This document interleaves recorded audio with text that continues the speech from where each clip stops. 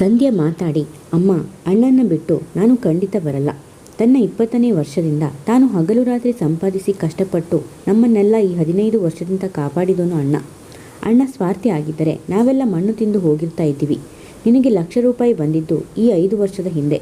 ಆದರೆ ಈಗ 7 ವರ್ಷದ ಹಿಂದೆ ಸ್ವತಃ ನಿನ್ನ ಸ್ವಂತ ಅಣ್ಣನಾದ ನನ್ನ ಮಾವ ಅಣ್ಣನ ಪುಸಲಾಯಿಸಿ ಈ ದೊಡ್ಡ ಕುಟುಂಬಕ್ಕೆ ಬಂದರೆ ನನ್ನ ಮಗಳು ಏನು ಸುಖವಾಗಿರ್ತಾಳೆ? ಇಬ್ಬರು ತಂಗಿಯರು, ಒಬ್ಬ ಕುಂಟ ತಮ್ಮ, ಅಧಿಕಾರಶಾಹಿಯುಳ್ಳ ಈ ತಾಯಿ ಬಳಗದಲ್ಲಿ ಯಾರೂ ನಿನಗೆ ಹೆಣ್ಣು ಕೊಡಲ್ಲ. ಈ ಸ್ಥಿತಿಲಿ ಸಹ ನಿಮ್ಮಮ್ಮ ನಿನಗೆ ಕನ್ಯೆ ಕೊಡಲಿಕ್ಕೆ ಬಂದ ಹೆಣ್ಣಿನವರಿಗೆ ನನ್ನ ಮಗ BA ಓದಿದ್ದಾನೆ, ₹25,000 ವರದಕ್ಷಿಣೆ ಕೊಡ್ರಿ ಅಂತಾಳೆ. ಈ ಮನೆ ಸ್ಥಿತಿ ನೋಡಿ ನಿನ್ನ ಟೇಲರ್ ಹುದ್ದೆಗೆ ಯಾರು ₹25,000 ಕೊಡ್ತಾರೆ? ನಿಮ್ಮಮ್ಮನ ನಂಬಿದರೆ ನಿನಗೆ ಈ ಜನ್ಮದಲ್ಲಿ ಮದುವೆ ಆಗಲ್ಲ. ನನಗೆ ₹25,000 ಕೊಡೋ ಯೋಗ್ಯತೆ ಇಲ್ಲ. ನಮ್ಮ ತಾಲೂಕಲ್ಲಿ ಮಠದ ಕಡೆಯಿಂದ ನಡೀತಿರೋ ಹೈಸ್ಕೂಲಲ್ಲಿ ಒಂದು ಉದ್ಯೋಗ ಕೊಡಿಸಬಲ್ಲೆ. ಸ್ವಾಮಿಗಳ ಹತ್ತಿರ ನನ್ನ ಮಾತು ನಡೆಯುತ್ತೆ. ನನ್ನ ಮಗಳನ್ನು ಮದುವೆ ಆಗಿ ಆ ತಾಲೂಕಿನಲ್ಲಿ ಸಂಸಾರ ಹೊಡು. ತಿಂಗಳಿಗೆ ಒಂದು ₹200 ಈ ಸಂಸಾರಕ್ಕೆ ಕಳಿಸಿಬಿಡು. ಸುಗ್ಗಿ ಕಾಲದಲ್ಲಿ ನಾನು ಒಂದು 4 ಮೂಟೆ ರಾಗಿ ತಂಗಿ ಅಂತ ಕೊಡ್ತೀನಿ. ಅವಳ ಹಣೆ ಬರಹ ಹೇಗಾದರೂ ಇರಲಿ ಅಂದಿದ್ದ. ವಿದ್ಯೆ ಅತ್ಯಂತ ರೂಪವತಿ ಹುಡುಗಿ. ಅಣ್ಣ ಆಗ ಮನಸೋಲಲಿಲ್ಲ. ಕರ್ತವ್ಯ ಮುಖ್ಯ ಅಂತ ನಮಗಾಗಿ ನಿಂತ. ಇಂಥ ಅಣ್ಣನ ಬಿಟ್ಟು ನಾನು ಬರಲ್ಲ ಎಂದಳು. ರಂಗಮ್ಮ ಕೋಪದಿಂದ, ಹೌದೇ, ನಿಮ್ಮಣ್ಣ ದೇವರು, ನಾನು ರಾಕ್ಷಸಿ. ನಾನೇನು ಕಡಿಮೆ ಕಷ್ಟಪಟ್ಟಿದ್ದೀನ? ಅವರಿವರ ಮನೆ ಮುಸುರೆ ತೊಳೆದು ನಿಮಗೆ ಅನ್ನ ಕಾಣಿಸಿದ್ದೀನಿ. ಅವನು 20ನೇ ವರ್ಷದಿಂದ ಒಬ್ಬ ಟೈಲರ್ ಆಗಿ ತಿಂಗಳಿಗೆ ₹300 ತರ್ತಿದ್ದ. ಅದಕ್ಕೂ ಮುಂಚಿನ 5 ವರ್ಷಗಳ ಕಾಲ ನಿಮ್ಮನ್ನು ಹೇಗೆ ಕಾಪಾಡಿದ್ದೆ? ನಿಮ್ಮಣ್ಣನೇ ಕೇಳು ಎಂದರು. ಸಂಧ್ಯಾ ಹಠದಿಂದ, ಬರೀ ನಿನ್ನ ಆಡಳಿತ ಆಗಿದ್ದರೆ ನಾನೊಬ್ಬ ಬುದ್ಧಿಮಾಂದ್ಯ ಹುಡುಗಿ. ರಾಮಣ್ಣ ಒಬ್ಬ ಕುಂಟ ಆಗ್ತಿದ್ದ. ಆದರೆ ಅಣ್ಣ ನನಗಾಗಿ ಓದು ವಿದ್ಯೆ ಮಾಡಿಸಿದ. ಒಂದು SLC ಪಾಸಾದ ಹುಡುಗಿ ಅನ್ನಿಸ್ಕೊಂಡೆ. ರಾಮಣ್ಣಂಗೂ ಅಂಗಡಿಲಿ ಅಭಿವೃದ್ಧಿ ಆಗೋ ಹಾಗೆ ಮಾಡಿದ. ಗೌರಿ ತನ್ನ ಗಂಡನ ಮನೆಗೆ ಹೋದ ಮೇಲೆ ಇತ್ತೀಚೆಗೆ ನಿನ್ನ ಪುಸಲಾಯಿಸಾಟದಿಂದ ಬದಲಾದಳು. ಇಲ್ಲದಿದ್ದರೆ ಅಣ್ಣನ ಮೇಲೆ ತುಂಬ ಪ್ರೀತಿ ಇತ್ತು. ಈಗ ನಿನ್ನ ಮಾತು ಕೇಳಿ ಸ್ವಂತ ಅಂಗಡಿ ಹಾಕ್ತೀವಿ ಅಂತ ಭ್ರಮೆ ಇಟ್ಕೊಂಡು 15,000 ಹಿಂದಕ್ಕೆ ತಗೊಂಡಳು. ನೀನು ಮನೆಯ ದುಡ್ಡಲ್ಲಿ ಉಳಿಸಿ ಅವಳಿಗೆ ಗಂಟು ಮಾಡಿ ಕೊಡ್ತಿದ್ದಿ. ದಿನ ತಿಂಡಿ ಕಾಫಿ ಅವರಿಬ್ಬರಿಗೆ ಕೊಡೋದು, ಭಾನುವಾರ ಬಗೆ ಬಗೆಯ ತಿಂಡಿ ಮಾಡಿ ಅವಳ ಮನೆಗೆ ತುಂಬಿ ಕೊಡೋದು ಎಲ್ಲ ಅಣ್ಣನಿಗೆ ಹೇಳಿದೆ. ಆದರೆ ಅಣ್ಣ ದೊಡ್ಡ ಮನುಷ್ಯ. ಇರಲಿ ಬಿಡಮ್ಮ, ನಾನು ಕೊಟ್ಟ 1,500 ಅಮ್ಮನ ಸ್ವಾತಂತ್ರ್ಯ. ಮಗಳ ಮೇಲೆ ಮೋಹ ಇದೆ, ಒಂದಿಷ್ಟು ಕೊಡ್ತಾಳೆ. ಗೌರಿನೂ ನನ್ನ ತಂಗಿ ತಾನೇ ಅಂದುಬಿಟ್ಟ. ನೀನು ಹುಡುಕಿದ ಆ ರಾಜೇಶನ್ನ ನಾನು ವಿವಾಹ ಆಗಲ್ಲಮ್ಮ. ಅವನಿಗೆ ಊರಲ್ಲಿ ಉಂಡಾಡಿ ಅಂತ ಹೆಸರಿದೆ. ಅಣ್ಣ ಯಾರನ್ನ ಹುಡುಕಿ ಮದುವೆ ಮಾಡ್ತಾನೋ ನಾನು ವಿವಾಹವಾಗ್ತೇನೆ ಎಂದಳು. ಸರಿ, ನೀವೆಲ್ಲ ಒಂದು ಪಕ್ಷದವರು, ನಾನೇ ಶತ್ರು ಪಾಳೆಯದಿಂದ ಬಂದೋಳು. ನೋಡಪ್ಪ, ನನಗೆ 1 ವಾರದಲ್ಲಿ 40,000 ತಂದು ಕೊಟ್ಟು ಬಿಡು. ಮಗಳ ಮನೇಲಿರ್ತೀನಿ. ನನ್ನ ಪಾಲಿನ 20,000 ಹಾಗೂ ಗೌರಿ ಪಾಲಿನ 20,000 ಚಂದ್ರು ಬೇರೆ ಅಂಗಡಿ ಹಾಕ್ತಾನೆ. ನಾನು ಮಗಳ ಮನೇಲಿರ್ತೀನಿ. ಅವಳು ಈಗ 5 ತಿಂಗಳ ಗರ್ಭಿಣಿ ಎಂದರು. ಆಕೆ ಇಷ್ಟು ಮಾತಾಡಿ ಮಗಳ ಮನೆಗೆ ಹೊರಟು ಬಿಟ್ಟರು. ವೈಜಯಂತಿ ಚಿಂತೆಯಿಂದ, ಈಗ ನೀವು ₹40,000 ಬ್ಯಾಂಕಲ್ಲಿಟ್ಟಿಲ್ಲ. ಈ ಮನೆಯ ಮೇಲೆ ₹80,000 ಸುರಿದಿದ್ದೀರಿ. ಒಮ್ಮೆಲೆ 40,000 ಎಲ್ಲಿಂದ ತಂದು ಕೊಡ್ತೀರಿ ಎಂದಳು. ನೀವು ತಿಳಿದಷ್ಟು ನಾನು ಬಡವನಲ್ಲ ವೈಜಯಂತಿ. ಮೈಸೂರಿನ ಡ್ರೆಸ್ ಸೆಂಟರ್ಗೆ ಈ ಊರಿನ ಪ್ರತಿನಿಧಿ ಈಗ ನಾನು. 6 ತಿಂಗಳಾಯಿತು ಈ ಉದ್ಯಮ ಕೈಗೊಂಡು. 3 ಹೊಲಿಗೆ ಮಿಷನ್ಗಳೊಂದಿಗೆ 2 ಕೆಲಸಗಾರರ ಜೊತೆ ಉದ್ಯಮ ಹೂಡಿದ್ದೀನಿ. 2 ಕೆಲಸಗಾರರಿಗೆ ತಿಂಗಳಿಗೆ 1,000 ಕೊಟ್ಟು, ಅಂಗಡಿ ಬಾಡಿಗೆ 1,000 ಕೊಟ್ಟು ತಿಂಗಳಿಗೆ 6,000 ನನಗೆ ಲಾಭ ಇದೆ.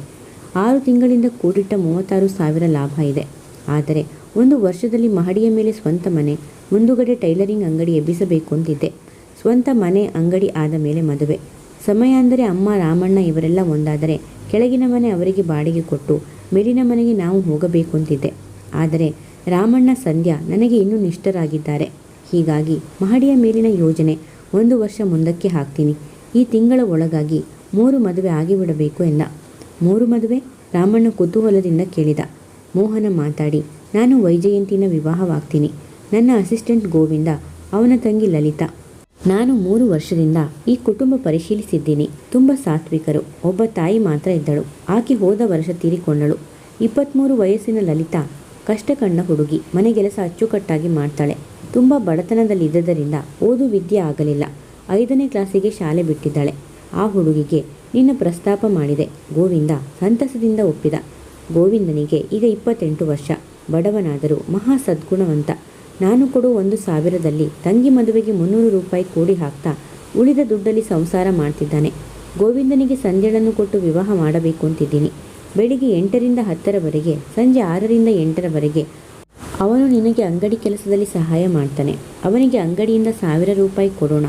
ಸಂಧ್ಯಾ ಲಲಿತಾ ಅಂಗಡಿಯ ಕೆಲಸಕ್ಕೆ ಪ್ರಯೋಜನವಿಲ್ಲ, ಮನೆ ಕೆಲಸ ನೋಡಿಕೊಳ್ಳಲಿ.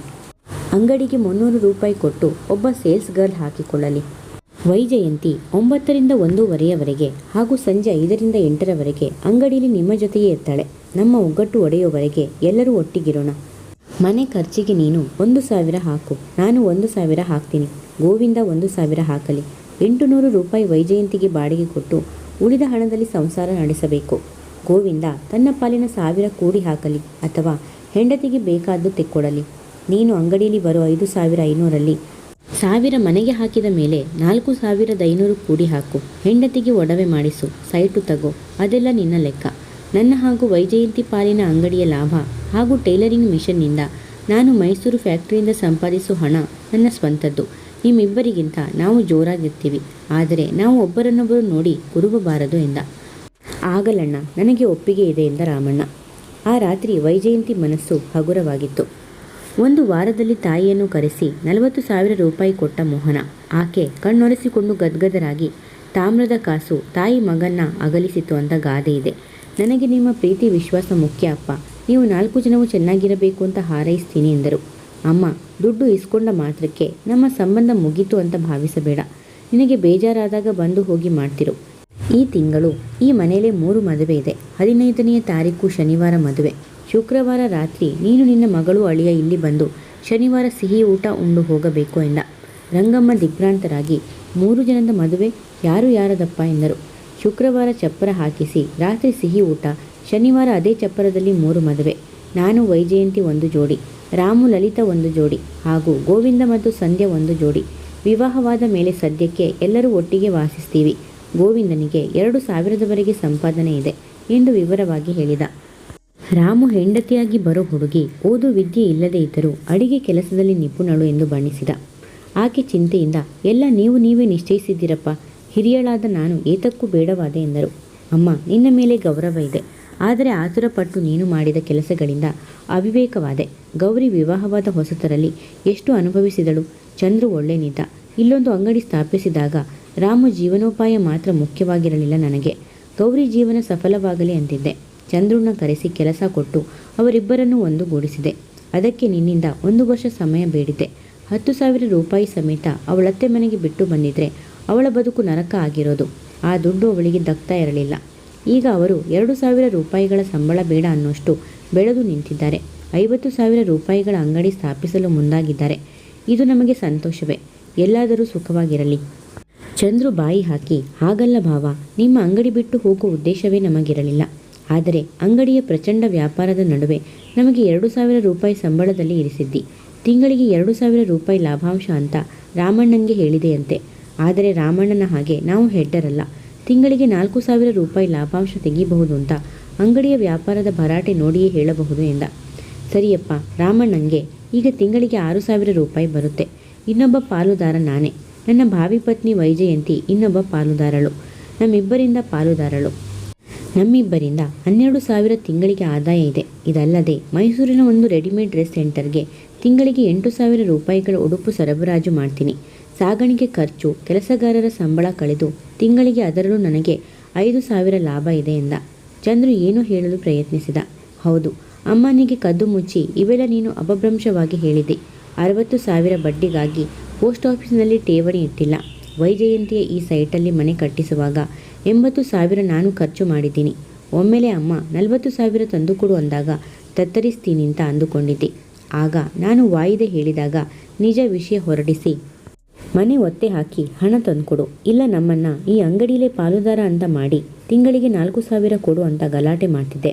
ಆದರೆ ಅಮ್ಮ, ನೀನು, ಸಂಧ್ಯಾ ತಿಳಿದಂತೆ ನಾನು ಅಮಾಯಕನಲ್ಲ. ಈಗ 5 ವರ್ಷದ ಹಿಂದೆ ಮೈಸೂರಿನ ಸುಭಾಷ್ ರೆಡಿಮೇಡ್ ಡ್ರೆಸ್ ಸೆಂಟರ್ನಲ್ಲಿ 2,000 ರೂಪಾಯಿ ಸಂಬಳದ ಕೆಲಸ ಸಿಕ್ಕಿತು. ಅಮ್ಮನಿಗೆ 1,500 ರೂಪಾಯಿ ಅದರಲ್ಲಿ ಕೊಟ್ಟು 500 ರೂಪಾಯಿ ಮನೆ ಬಾಡಿಗೆ ವೈಜಯಂತಿಗೆ ಕೊಡಿಸಿ ಅದನ್ನು ಅವಳಿಂದ ವಾಪಸ್ಸು ಪಡಿತಿದ್ದೆ. ಮನೆಗೆ 80,000 ಸುರಿದುದರಿಂದ 5 ವರ್ಷ ಬಾಡಿಗೆ ಇರಲಿಲ್ಲ. ಹೀಗೆ 3 ವರ್ಷ ಕೂಡಿಟ್ಟ ಹಣ 36,000 ಅಂಗಡಿಯ ಮೇಲೆ ಹಂತ ಹಂತವಾಗಿ ಸುರಿದೆ. 5 ವರ್ಷದಿಂದ ನಿಮಗೆ ಗಂಡ ಹೆಂಡತಿಗೆ ಸಂಬಳ ಕೊಡ್ತಿದ್ದೀವಿ. ಆದರೆ ಬಂಡವಾಳ ಹಾಕಿದ ನಾವು ಯಾರೂ ಲಾಭ ತಗೊಳ್ತಿಲ್ಲ. ಬಂದ ಲಾಭ ಅಂಗಡಿಯ ಬಂಡವಾಳಕ್ಕೆ ಸೇರಿಸ್ತಿದ್ದೀವಿ. ಇನ್ನು ಮುಂದೆ ನಾವು 3 ಜನ ತಿಂಗಳಿಗೆ 6,000 ತಗೋತೀವಿ. ಏಕೆಂದರೆ ಬಂಡವಾಳ ಈಗ ಬಲವಾಗಿದೆ. ನಾವು 6,000 ತಗೊಂಡಿವಿ ಅಂತ ನಿಮಗೂ 6,000 ಕೊಡಬೇಕಾಗಿಲ್ಲ. ತಂಗಿ ಗಂಡ ಅನ್ನೋ ಅಭಿಮಾನಕ್ಕೆ 1,200 ರೂಪಾಯಿ ಕೊಡ್ತಿದ್ದೆ, ಸಂಧ್ಯಾಗೆ 800 ಕೊಡ್ತಿದ್ದೆ. ಆದರೆ ಈಗ ಸಂಧ್ಯಾನ ಬದಲಿ ತಗೊಂಡಿರೋ ಹುಡುಗಿಗೆ 300 ರೂಪಾಯಿ ಕೊಡ್ತಿದ್ದೀನಿ. ನಿನ್ನ ಬದಲು ಬರೋ ಗೋವಿಂದನಿಗೆ 1,000 ರೂಪಾಯಿ ಅಂಗಡಿಯಿಂದ ಕೊಡ್ತಿದ್ದೀನಿ. 1,000 ರೂಪಾಯಿ ನನ್ನ ಟೈಲರಿಂಗ್ ಶಾಪ್ ಕಡೆಯಿಂದ ಕೊಡ್ತಿದ್ದೀನಿ. ಇನ್ನೂ ಏನಾದರೂ ವಿವರ ಬೇಕಾ ಎಂದ. ಚಂದ್ರುವಿನ ಬಾಯಿ ಕಟ್ಟಿತ್ತು. ಗೌರಿಯು ತಲೆ ತಗ್ಗಿಸಿದ್ದಳು. ರಂಗಮ್ಮನೇ ಎದ್ದು, ಆಗಲ್ಲಪ್ಪ, ನಾವೇ ಅಪರಾಧಿಗಳು ತಾನೆ, ಹೋಗ್ತೀವಿ ಎಂದು ಅಳಿಯ ಮಗಳೊಂದಿಗೆ ಹೊರಟು ಬಿಟ್ಟರು. ಮನೆ ಸೇರಿದ ಮೇಲೂ ಮಂಕಾಗಿದ್ದ ಅಳಿಯ ಮಗಳಿಗೆ ಇದ್ಯಾಕೆ ಹ್ಯಾಪು ಮೋರೆ ಹಾಕ್ಕೊಂಡಿದ್ದೀರಿ? 40,000 ರೂಪಾಯಿ ಬಂದಿದೆ. ನಾನು 5 ವರ್ಷದಿಂದ ಕೂಡಿ ಹಾಕಿದ 5,000 ಇದೆ. ಚಿನ್ನ ಮಾರಿದ 15,000 ರೂಪಾಯಿಗಳಿದೆ. ಅಂಗಡಿ ಹಾಕೋಣ, ನಿನಗೇನು ಅನುಭವ ಇಲ್ಲವಾ? ಧೈರ್ಯವಾಗಿ ಮುನ್ನುಗ್ಗು ಎಂದರು. ಈ 60,000 ರೂಪಾಯಿ ಇಟ್ಕೊಂಡು ಹೇಗೆ ಅಂಗಡಿ ಹಾಕೋದತ್ತೆ? ರಾಮು ನಮ್ಮ ಕಡೆ ಆಗಿದ್ದರೆ ಲಕ್ಷಾಂತರ ರೂಪಾಯಿ ಬಂಡವಾಳ ಸಿಗ್ತಿತ್ತು. ಹಗಲು ರಾತ್ರಿ ನಮ್ಮ ಪರವಾಗಿ ಅಂಗಡಿಲಿರೋ ಒಬ್ಬ ಪಾಲುದಾರ ಸಿಗ್ತಿದ್ದ. ನಿಶ್ಚಿಂತೆ ಇರ್ತಿತ್ತು. ಈಗ ರಾಜೇಶ್ನ ಬಳಿ ಹಣವಿಲ್ಲ. ಸಂಧ್ಯನ್ನ ಅವನು ವಿವಾಹ ಆಗಿದ್ದರೆ 20,000 ಅವನಿಗೆ ಸಿಗ್ತಿತ್ತು. ಆಗ ಅಂಗಡಿ ಹಾಕಲಿಕ್ಕೆ ಉತ್ಸಾಹವಿರ್ತಿತ್ತು ಎಂದ. ಗೌರಿ ಮಾತಾಡಿ, ಅಣ್ಣ ಯಾರಿಗೂ ಮೋಸ ಮಾಡುವವನಲ್ಲ. ನೀವು ರಾಮಣ್ಣನಿಗೆ ಅಣ್ಣ ಮೋಸ ಮಾಡ್ತಿದ್ದಾನೆ ಅಂದಿರಿ. ಆದರೆ ತಮ್ಮನಿಗೆ ಸ್ವಂತ ಮನೆ ಮಾಡಿ ಕೊಡುವವರಿಗೆ ಸಿದ್ಧನಾಗಿದ್ದಾನೆ. ತಿಂಗಳಿಗೆ 6,000ದವರೆಗೆ ರಾಮಣ್ಣನಿಗೆ ಸಂಪಾದನೆ ಇದೆ ಎಂದಳು. ಚಂದ್ರು ರೇಗಿ, ಹೌದು, ನಿಮ್ಮ ರಾಮಣ್ಣನಿಗೆ 6,000 ತಿಂಗಳಿಗೆ ಸಂಪಾದನೆ ಇದೆ. ನಿಮ್ಮ ದೊಡ್ಡಣ್ಣನಿಗೆ 12,000 ಸಂಪಾದನೆ ಇದೆ.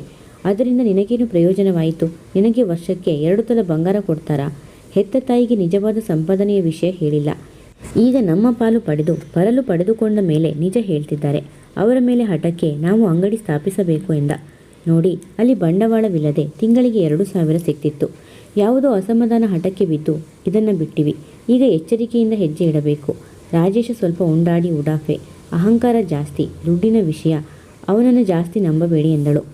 ಜಾಸ್ತಿ ನನ್ನ ಕೆರಳಿಸಬೇಡ. ನಿನ್ನ ಅಣ್ಣಂದಿರಿಗಿಂತ ನನ್ನ ತಮ್ಮ ಎಷ್ಟೋ ವಾಸಿ. ನಿನ್ನ ಅಣ್ಣಂದಿರು ನಂಬಿಸಿ ಕತ್ತು ಕುಯ್ದರು ಎಂದ.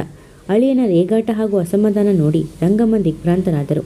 ಈಗ 1 ವರ್ಷದಿಂದ ಎಳೆ ಮಗುವಿನಂತೆ ಅವರನ್ನು ತುಂಬ ಓಲೈಸುತ್ತಿದ್ದ ರಾಮಣ್ಣನಿಗೆ ನಿಮ್ಮ ದೊಡ್ಡ ಮಗನಿಂದ ತುಂಬ ಅನ್ಯಾಯವಾಗ್ತಿದೆ. ರಾಮಣ್ಣ ಎಷ್ಟೇ ಸಂಪಾದಿಸಲಿ ಅಂಗಡಿಯ ಮೇಲೆ ಹಾಕ್ತಿದ್ದಾನೆ. ತಾಯಿಗೆ 1,000 ರೂಪಾಯಿ ಕೊಡೋ ಸ್ವಾತಂತ್ರ್ಯವಿಲ್ಲ. ಮೋಹನ ತಿಂಗಳಿಗೆ 1,500 ರೂಪಾಯಿ ಬಿಟ್ಟರೆ ಏನೂ ಕೊಡುತ್ತಿರಲಿಲ್ಲ. ಆಕೆ ಅದರಲ್ಲೇ 100 ರೂಪಾಯಿ ಉಳಿಸಿ ಮಗಳಿಗೆ ಗಂಟು ಮಾಡುವರು. 500 ಮನೆ ಬಾಡಿಗೆ ವೈಜಯಂತಿಗೆ ಕೊಡುತ್ತಿದ್ದರು. ಆ ಮನೆ ಕಟ್ಟುವಾಗ ವೈಜಯಂತಿಗೆ 80,000 ಕೊಟ್ಟಿದ್ದರಿಂದ ಆ ಹಣವು ವೈಜಯಂತಿಯಿಂದ ಮೋಹನನಿಗೆ ಸೇರುತ್ತಿತ್ತು. ತಾನು ಕಂಡುಹಿಡಿದ ಎಲ್ಲ ವಿಷಯ ತಾಯಿ ಹಾಗೂ ರಾಮಣ್ಣನೆದುರು ಹೇಳಿ ಅಣ್ಣ ತಮ್ಮಂದಿರಿಗೆ ಜಗಳ ಹಚ್ಚಿಸಬೇಕೆಂದುಕೊಂಡಿದ್ದ. ಆದರೆ ಇದಾವುದೂ ಆಗಿರಲಿಲ್ಲ. ಅವರವರೆಲ್ಲ ಒಂದಾಗೇ ಇದ್ದರು. ತಮ್ಮ ತಮ್ಮ ಆಸ್ತಿ ಆದಾಯ ಪ್ರಕಟಿಸಿದ್ದರು. ತಮ್ಮ ಪಾಲು ತಮಗೆ ಕೊಟ್ಟು ಪರಲು ಹರಿದುಕೊಂಡು ಇದ್ದರು. ಈಗ ತಾನೊಬ್ಬನೇ ಈ ಬಂಡವಾಳದಲ್ಲಿ ಅಂಗಡಿ ಹಾಕಿ ಗೆಲ್ಲಬಲ್ಲೆನೆ ಎಂಬ ಸಂಶಯವಿತ್ತು ಅವನಿಗೆ. ರಾಜೇಶನಿಗೆ ಹೇಳಿ ಕಳಿಸಿ, ನೋಡಪ್ಪ, ಕೆಳಗಿನ ಮನೆ ಮೇಲಿನ ಅಂಗಡಿ ನಮಗೆ ಬಾಡಿಗೆ ಕೊಟ್ಟು ಬಿಡು. ನೀನು ಹಣದ ಪಾಲುದಾರ ಆಗದಿದ್ದರೆ ಬೇಡ. 5 ವರ್ಷದ ತನಕ ನಮಗೆ ಬಾಡಿಗೆ ತಗೋಬೇಡ. ಅದೇ ನಮಗೆ ದೊಡ್ಡ ಉಪಕಾರ ಎಂದ. ರಾಜೇಶ ಗತ್ತಿನಿಂದ 10,000 ಅಡ್ವಾನ್ಸ್, ತಿಂಗಳಿಗೆ 1,000 ಬಾಡಿಗೆ, ಮನೆ ಅಂಗಡಿ ಸೇರಿಸಿ ಪೇಟೆಯಲ್ಲಿ ಅಂಥ ಅಂಗಡಿ ಬಾಡಿಗೆ ತಗೊಂಡ್ರೆ ತಿಂಗಳಿಗೆ 2,000 ಬರೀ ಅಂಗಡಿಯ ಬಾಡಿಗೆಯೇ ಇರ್ತಿತ್ತು. ಊರ ಹೊರಗಿನ ಬಡಾವಣೆ ಅಂತ ತಿಂಗಳಿಗೆ ನಾನು ಅಂಗಡಿ ಮನೆ ಸೇರಿ 1,000 ರೂಪಾಯಿಗಳನ್ನು ಹಾಕೋತಾ ಇದ್ದೀನಿ ಎಂದ. ಚಂದ್ರು ದೈನ್ಯದಿಂದ, ಸ್ವಲ್ಪ ಬಾಂಧವ್ಯ ನೋಡಯ್ಯ ಎಂದ. ನಿನ್ನ ನಾದಿನಿ ನನ್ನ ಹೆಂಡತಿಯಾಗಿ ಒಂದು 50,000 ವರದಕ್ಷಿಣೆ ತಂದಿದ್ರೆ ಬಾಂಧವ್ಯ ನೋಡ್ತಿದ್ದೆ ಎಂದ. ರಂಗಮ್ಮ ಹೆದರಿ, 50,000 ನಮಗೆಲ್ಲಿ ಬರಬೇಕಪ್ಪ, 20,000 ಅವಳ ಹೆಸರಲ್ಲಿತ್ತು ಎಂದರು. ಅವನು ಗತ್ತಿನಿಂದ, ಲಕ್ಷಾಂತರ ರೂಪಾಯಿಗಳು ಬೆಲೆ ಬಾಳೋ ಅಂಗಡಿ ಅಣ್ಣಂದಿರು ನಡೆಸ್ತಿದ್ದಾರಲ್ಲ, ಇಬ್ಬರು 15,000 ಹಾಕಲಿ ಎಂದ. ಗೌರಿ ಮಾತಾಡಿ, ಆ ವಿಷಯ ಮುಗೀತಲ್ಲ ಅಣ್ಣ, ಸಂಧ್ಯಳಿಗೆ ಬೇರೆ ಮದುವೆ ಗೊತ್ತು ಮಾಡಿದ್ದಾನೆ. ಈಗ ನೀವಿಬ್ಬರು ಅಂಗಡಿ ಹೂಡೋ ವಿಷಯ ಮಾತಾಡಿ ಎಂದಳು. ರಾಜೇಶ್ ಆದ್ಯತೆಯಿಂದ, ಇದರಲ್ಲಿ ಬೇರೆ ಮಾತೇನೂ ಇಲ್ಲ ಅತ್ತಿಗೆ. ನಾನು ಅಂಗಡಿಯಲ್ಲಿ ಪಾಲುದಾರನಾಗಲ್ಲ.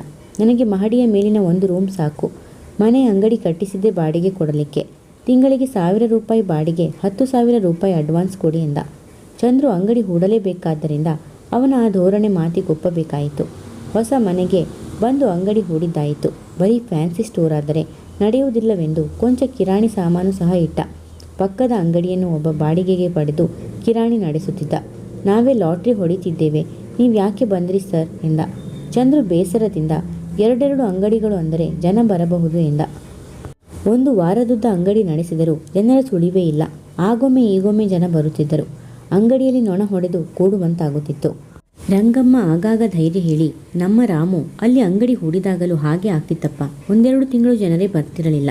ಆಮೇಲೆ ವರ್ಷದ ಹೊತ್ತಿಗೆ ನೋಡು ಕುದುರಿಕೊಂಡು ನಿನ್ನ ಕರೆಸಿಕೊಂಡ ಎಂದು ಏನೇನೋ ಹೇಳಿ ಅಳಿಯನಿಗೆ ಧೈರ್ಯ ನೀಡುತ್ತಿದ್ದಳು. ವೈಜಯಂತಿಗೆ 1 ವಾರ ಮಾತ್ರ ಅತ್ತೆ ಮನೆಯ ಅನುಭವ. ಈಗ ಪುನಃ ರಾಜಯೋಗ.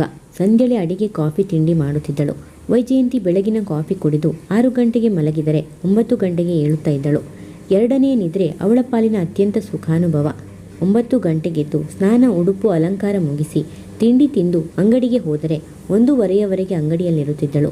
1 ಗಂಟೆಗೆ ರಾಮಣ್ಣ ಊಟಕ್ಕೆ ಹೋದಾಗ ಅವಳು ಸೇಲ್ಸ್ ಗರ್ಲ್ ರಾಜೀವಿ ಮತ್ತೆ ರಾಮಣ್ಣ ಊಟ ಮುಗಿಸಿ 1 ಬಂದು ಬಿಡುತ್ತಿದ್ದ. ಆಗಲೂ ರಾಮಣ್ಣ ರಾಜೀವಿ ಮಾತ್ರ ಇರುತ್ತಿದ್ದರು. 1 ಹೊರಟ ವೈಜಯಂತಿ 5 ಗಂಟೆಗೆ ಪುನಃ ಬರುವಳು. 12 ಗಂಟೆ ಬೆಳಿಗ್ಗೆಗೆ ಬಂದ ರಾಜೀವಿ 5ಕ್ಕೆ ಹೊರಟು ಬಿಡುವಳು. ಅವಳು ಅದೇ ಬೀದಿಯ ರಾಜಮ್ಮನ ಮಗಳು. ತಿಂಗಳಿಗೆ 300 ರೂಪಾಯಿಗಳನ್ನು ಕೊಟ್ಟು ಗೊತ್ತು ಮಾಡಿದ್ದರು. ಸಂಜೆ 5ರಿಂದ ರಾಮಣ್ಣ, ಗೋವಿಂದ, ವೈಜಯಂತಿ 3 ಜನ ಇರುವರು. ರಾಮಣ್ಣ, ಗೋವಿಂದ ಇಬ್ಬರು 9ರವರೆಗೆ ಇರುವರು. ವೈಜಯಂತಿ ರಾತ್ರಿ 8ಕ್ಕೆ ಹೊರಟು ಬಿಡುವಳು. ಅಂಗಡಿ, ಕಟ್ಟಡ, ಬಂಡವಾಳ 2 ಅವಳದಾದ್ದರಿಂದ ಅವಳು ಇಷ್ಟು ಸಮಯ ಮಾತ್ರ ನಿರ್ವಹಿಸಿದರೆ ಸಾಕೆಂದು ಮೋಹನ ಹೇಳಿದ. ಹೀಗೆ ಚಂದ್ರು ಸಂಧ್ಯೆ ಬಿಟ್ಟರೂ ಅಂಗಡಿಯ ಮೇಲೇನೂ ಹಿಂಸೆ ಆಗಲಿಲ್ಲ. 1 ವಾರದಲ್ಲಿ 1 ದಿನ ಸಂಜೆ 3 ಗಂಟೆಗೆ ರಂಗಮ್ಮ ಮಗಳೊಡನೆ ಹಾಜರಾದರು. ಏನಪ್ಪ, ಚಂದ್ರು ಅಂಗಡಿ ಮಾಲು ತರಲಿಕ್ಕೆ ಅಂತ ಊರೂರು ಸುತ್ತುತ್ತಾ ಇದ್ದಾನೆ. 15 ದಿನ ಊರ ಹೊರಗಿನ ಆ ಮನೆಯಲ್ಲಿ ನಾವಿಬ್ಬರೇ ಇರಲಿಕ್ಕಾಗಲ್ಲ. ಅವಳಿಗೆ ಇಲ್ಲಿನ ಡಾಕ್ಟರ್ ಚಂದ್ರಿಕಾ ಅವರ ಹತ್ತಿರ ತೋರಿಸ್ತಿದ್ದೆ. ಈಗ 6 ತುಂಬಿದೆ. 15 ದಿನಕ್ಕೊಂದು ಸಲ ಚೆಕಪ್ ಮಾಡಿಸಬೇಕು. ಬಾಣಂತನ 2 ತಿಂಗಳು ಆಗುವವರೆಗೆ ಇಲ್ಲೇ ಇರ್ತಾಳೆ. ಅಂಗಡಿ ಕೆಲಸ ಇದ್ದರೆ ಲವಲವಿಕೆ ಇರುತ್ತೆ ಅಂತಾಳೆ. ಅಲ್ಲಿ ಜನಗಳೇ ಇಲ್ಲ. ಆ ಅಂಗಡಿಗೆ ಚಂದ್ರು ಒಬ್ಬನೇ ಸಾಕು. ಇವಳ ಬಾಣಂತನ ಮುಗಿಸಿ ಹೋಗೋ ಹೊತ್ತಿಗೆ ಅವನ ವ್ಯಾಪಾರ ಕುದುರಿರುತ್ತೆ. ಆಗ ಇಬ್ಬರೂ ಬೇಕಾಗುತ್ತೆ. ಈಗೊಂದು 5 ತಿಂಗಳು ನಾವು ತಾಯಿ ಮಗಳು ಇಲ್ಲಿರ್ತೀವಿ. ನಾವು ಏನು ಕೊಡಬೇಕು ಹೇಳು ಎಂದರು. ನೋಡಮ್ಮ, ಅವಳು ನನ್ನ ತಂಗಿ, ನೀನು ನನ್ನ ತಾಯಿ. ನಿನಗೆ ಇರಲಿಕ್ಕೆ ನಾನು ಹೊಸದಾಗಿ ದುಡ್ಡು ತಗೊಂಡು ಒಪ್ಪಿಗೆ ಕೊಡಬೇಕಾಗಿಲ್ಲ. ನೀನು ಕೊಡಬೇಕಾದ್ದು ಪ್ರೀತಿ, ಪ್ರೇಮ, ಸೌಹಾರ್ದ. ಇನ್ನೊಂದು ವಾರದಲ್ಲಿ ಇನ್ನೊಬ್ಬ ಹುಡುಗಿ ನಿನಗೆ ಸೊಸೆಯಾಗಿ ಬರ್ತಾಳೆ. ಅವಳನ್ನು ಪ್ರೀತಿಯಿಂದ ನೋಡ್ಕೊ. ಅವಳು ಮಹಾ ಸಾಧು ಸ್ವಭಾವದ ಹುಡುಗಿ. ವೈಜಯಂತಿ ಅಂತ BA ಓದಿದ ಲಕ್ಷಾಂತರ ಆಸ್ತಿ ಇರೋ ಹುಡುಗಿನೇ ನೀನು 6 ಗಂಟೆಯಿಂದ 9 ಗಂಟೆಯವರೆಗೆ ದುಡಿಸಿ ಆಟ ಆಡಿಸಿದಿ. ಈ ಹುಡುಗಿ ಅವಿದ್ಯಾವತಿ ಹಾಗೂ ಬಡವಳು. ಸಾಧು ಸ್ವಭಾವ. ಸಂಧ್ಯಳಿಗೆ ನಾನು ಕೆಲವು ವಿಷಯ ಟೈಮ್ ಟೇಬಲ್ ಹಾಕಿ ಕೊಟ್ಟಿರ್ತೀನಿ. ಮನೆ ಕೆಲಸ ಆದರೂ ಹಗಲಿರುಳು ದುಡಿದು ಹೈರಾಣ ಆಗಕೂಡದು. ಎಲ್ಲರೂ ಒಟ್ಟಾಗಿ ಸ್ವಲ್ಪ ಸ್ವಲ್ಪ ಹಂಚಿಕೋಬೇಕು. ಬೆಳಗಿನ 12ರಿಂದ ಮತ್ತೆ ಮಧ್ಯಾಹ್ನ 3ರವರೆಗೆ ಎಲ್ಲರಿಗೆ ವಿಶ್ರಾಂತಿ ಸಿಗಬೇಕು. ಸಂಜೆ 5ರಿಂದ 6ರವರೆಗೆ ವಿಶ್ರಾಂತಿ ಕೊಡು. ರಾತ್ರಿ 9ರ ಹೊತ್ತಿಗೆ ನಿನ್ನ ಮಗಳು ಸಂಧ್ಯಾ, ಸೊಸೆ ಲಲಿತನ್ನ ಕೆಲಸಗಳಿಂದ ಬಿಡುಗಡೆ ಮಾಡು. ಅವರವರು ಊಟ ಮಾಡಿ ಅವರವರ ಗಂಡಂದಿರು ಕೋಣೆಗೆ ಹೋಗ್ತಾರೆ. ಸಂಧ್ಯಾ, ಲಲಿತಾ ಇಬ್ಬರು ನಿನಗೆ ಸಹಾಯಕರಾಗಿರ್ತಾರೆ. ಒಬ್ಬಳನ್ನು ಸೊಸೆ ಅಂತ ಅತಿಯಾಗಿ ದುಡಿಸೋದು, ಒಬ್ಬಳನ್ನು ಮಗಳು ಅಂತ ಕಾರಣವಿಲ್ಲದೆ ಮುದ್ದು ಮಾಡೋದು ಮಾಡಬೇಡ ಎಂದ. ಗೌರಿ ಹೆದರುತ್ತಾ, ಅಮ್ಮ, ನಾನು ಅಂಗಡಿ ಕೆಲಸ ಮಾಡಲೋ ಬೇಡವೋ ಎಂದಳು. ಮೋಹನ ಮಾತಾಡಿ, ನೋಡಮ್ಮ, ನೀನು ಅಂಗಡಿ ತಂಟೆಗೆ ಬರಬೇಡ. ತಂಗಿ ಅಂದ ಮೇಲೆ 2 ಬಾಣಂತನ ನನ್ನ ಹೊಣೆ. ನಾನು ಕೊಟ್ಟ ಹಣದಲ್ಲಿ ಅಮ್ಮ ನಿರ್ವಹಣೆ ಮಾಡಬೇಕು. ಖರ್ಚು ಮಾಡಿದ ವಿವರ ಸಂಧ್ಯಾ ಆಗಾಗ ಪರಿಶೀಲಿಸ್ತಿರ್ತಾಳೆ. ಕದ್ದು ಮುಚ್ಚಿ ಉಳಿತಾಯ ಮಾಡಿ ಮಗಳ ಮನೆಯನ್ನು ತುಂಬಿಸೋದು ಬೇಡ. ಮಾಡಿದ ತಿಂಡಿ ತೀರ್ಥನೂ ಅಷ್ಟೇ. ಸೊಸೆಯರಿಗೆ ವಂಚನೆ ಮಾಡಿ ಮಗಳಿಗೆ ಮನೆ ತುಂಬಿಸಿಕೊಡೋದು ಬೇಡ. ಎಲ್ಲರೂ ಕೂತು ಹೊಟ್ಟೆ ತುಂಬ ತಿನ್ನಿ. ಅಳಿಯನಿಗೆ ಉಪಚರಿಸುವಾಗ ಏನು ಸಂಭ್ರಮ, ತುಂಬಿದ ಮನಸ್ಸು ಇರುತ್ತೋ ಸೊಸೆಗೆ ಉಪಚರಿಸಬೇಕಾದರೂ ಅದೇ ಬಗೆ ಸಂಭ್ರಮ, ತುಂಬಿದ ಮನಸ್ಸು ಇರಲಿ. 1 ಹೊತ್ತು ಕಾಫಿ ಕೊಡೋದು, 1 ಪಲ್ಯ ಚಟ್ನಿ ಅಡಿಗೆ ಬಡಿಸೋದು ಹೀಗೆ ಮಾಡಕೂಡದು. ಮದುವೆ ಆದ ಮೇಲೆ ನಾನು 1:15 ವೈಜಯಂತಿಯ ಜೊತೆ ಊಟಕ್ಕೆ ಬರ್ತೇನೆ ಎಂದ. ಮಗ ಅವಳಿಗೆ ಅಂಗಡಿ ಕೆಲಸಕ್ಕೆ ಒಪ್ಪಿಗೆ ಕೊಡದಿದ್ದರೂ ಹೋಗಲಿ, ಬಾಣಂತನಕ್ಕೆ ಆದರೂ ಒಪ್ಪಿದನಲ್ಲ ಎಂದು ರಂಗಮ್ಮನಿಗೆ ಸಂತಸವಾಯಿತು. ಊರ ಹೊರಗಿನ ಆ ಮನೆಯಲ್ಲಿ 1 ವಾರ ಇರುವ ಹೊತ್ತಿಗೆ ಸಾಕಾಯಿತು. ಒಳ್ಳೆ ಮಹಿಳಾ ವೈದ್ಯರು ಬೇಕೆಂದರೆ ಗಂಟೆಗಟ್ಟಲೆ ಬಸ್ಸಿಗೆ ಕಾದು ಮೈಲಿಗಟ್ಟಲೆ ಊರೊಳಗೆ ಹಾದು ಹುಡುಕಿ ಬರಬೇಕು. ಇಲ್ಲಿ ವೈಜಯಂತಿ ಇದ್ದ ಮನೆಗೆ ಪೇಟೆ, ಶಾಲೆ, 4-6 ನರ್ಸಿಂಗ್ ಹೋಮ್ಗಳು, 1-2 ಮೆಡಿಕಲ್ ಕ್ಲಿನಿಕ್ ಎಲ್ಲ ಹತ್ತಿರವಾಗಿದ್ದವು. ಚಂದ್ರು ಈ ನಡುವೆ ತುಂಬ ಸಿಡುಕುತ್ತಿದ್ದ. ಆಕೆ ಬೇಸರದಿಂದ, ಬಾಣಂತನ ಅಲ್ಲೇ ಮುಗಿಸಿ ಬರ್ತೀವಪ್ಪ ಎಂದರು. ಚಂದ್ರು ರೇಗಿ, ಈಗ ಹೋದರೆ ಅವನು ಸೇರಿಸ್ತಾನ? 40,000 ನಿಂತ ಕಾಲ ಮೇಲೆ ಹೊರಡಿಸಿದ್ದೀರಿ, ನಮಗೆ ಕೊಟ್ಟಿದ್ದೀರಿ ಅಂತ ಅವನಿಗೆಷ್ಟು ಕೋಪ ಇದೆಯೋ. ಈಗ ಬಾಣಂತನ ಅಂತ ಹೋದರೆ ಸುಮ್ಮನಿರ್ತಾನ ಎಂದ. ಆದರೆ ರಂಗಮ್ಮ ಯೋಚಿಸಿದ್ದೇ ಬೇರೆ. ಅಂಗಡಿ ವ್ಯಾಪಾರಕ್ಕೆ ಇಡಿಯ ಜಡಿಯ ದುಡಿಯುತ್ತಿದ್ದ ಚಂದ್ರು ಗೌರಿ ಬಿಟ್ಟ ಮೇಲೆ ಅವರಿಗೆ ಪರಚಾಡುವ ಹಾಗಿರುತ್ತದೆ. ಮನೆ ಕೆಲಸ ತಾನಿಲ್ಲದೆ ತೂಗಿಸುವಾಗ ಸಂಧ್ಯೆ ಸೋತಿರುತ್ತಾಳೆ. ತಾನು ಸಂಧಾನ ಮಾಡಿ ಒಪ್ಪಿಸಿ ತಿಂಗಳಿಗೆ ಅವಳಿಗೆ ಕೊಡೋ 800ರಲ್ಲಿ 600 ರೂಪಾಯಿ ನಮ್ಮಿಬ್ಬರ ಖರ್ಚು ಅಂತ ಇಲ್ಲಿಗೆ ಕೊಡ್ತೀವಿ. ಒಂದು 200 ರೂಪಾಯಿ ಕೈಲಿಟ್ಕೊಂಡು ನಮ್ಮ ಕಡೆಯ ಆಸ್ಪತ್ರೆಯ ಖರ್ಚು ನಿಭಾಯಿಸ್ತೀನಿ ಎನ್ನುವವರಿದ್ದರು. ಆದರೆ ಅಂತಹ ಯಾವ ಸನ್ನಿವೇಶವೂ ಬರಲಿಲ್ಲ. ವೈಜಯಂತಿಗೆ ಎಂದಿನಂತೆ ಉಪಚಾರ ಸಾಗತೊಡಗಿತು ಅತ್ತೆಯಿಂದ. ಪ್ರಿಯ ವೀಕ್ಷಕರೇ, ಈ ಕಥೆ ನಿಮಗೆ ಇಷ್ಟವಾದರೆ ಒಂದು ಲೈಕ್ ಮಾಡಿ, ಕಮೆಂಟ್ಸ್ ಮಾಡಿ, ಶೇರ್ ಮಾಡಿ. ಹೊಸದಾಗಿ ನಮ್ಮ ಚಾನಲ್ನ ನೋಡ್ತಾ ಇದ್ದರೆ ಸಬ್ಸ್ಕ್ರೈಬ್ ಮಾಡ್ಕೊಂಡು ನೋಡಿ. ಮತ್ತು ಬೆಲ್ ಐಕಾನ್ ಕ್ಲಿಕ್ ಮಾಡಿ. ಇದರಿಂದ ನನ್ನ ಎಲ್ಲ ವಿಡಿಯೋಗಳ ನೋಟಿಫಿಕೇಷನ್ ನಿಮಗೆ ಬೇಗನೆ ತಲುಪುತ್ತದೆ. ಕತೆ ಕೇಳಿದ್ದಕ್ಕೆ ಧನ್ಯವಾದಗಳು.